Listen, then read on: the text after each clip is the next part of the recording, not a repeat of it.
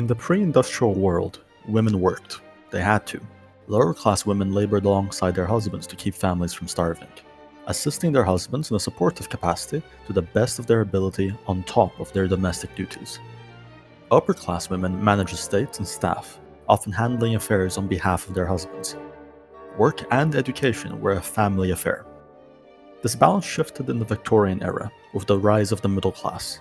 Poor and rich women still worked, but middle-class women no longer were forced into fields or factories. However, they weren't wealthy enough to have estates to manage. Therefore, their role became almost entirely domestic. Raising children was still work, but many highly productive women were left idle and frustrated. At the same time, universal suffrage was taking shape. The popular story says the suffragettes fought and won the vote. In truth, they mostly hurt their cause. The decisive push came from the conservatives, who feared immigrants would vote liberal.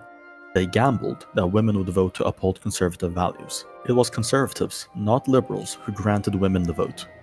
That gamble then backfired, since politics now became a tool to divide families. After World War II, the state expanded its power. Education became a function of the state, not of the family. Husbands were pulled away to jobs disconnected from home life in massive faceless corporations.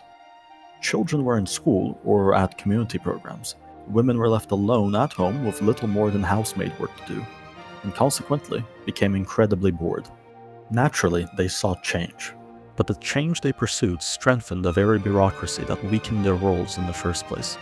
The promise was choice. Women could work if they wanted. In practice, the doubled labor supply made dual incomes necessary. Women now were forced back to pre-industrial standards of being forced to work, further isolating them from husbands and children. Combine this with the decline of Christianity and the transfer of family duties to the state, and the result was the collapse of the family structure. Parents no longer raise their children, a stranger working for the state does.